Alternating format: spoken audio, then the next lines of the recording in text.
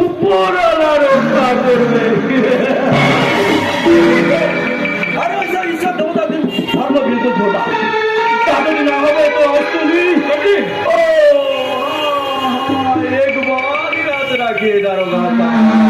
আসামিকে যখন পাকড়া করেছেন তখন আইন মাফিক কাজ করবেন। আইনের রক্ষক হয়ে কোনো বেআইনি কাজ আমি করবো না। আবার আসবো কাজ যখন সময় থাকবে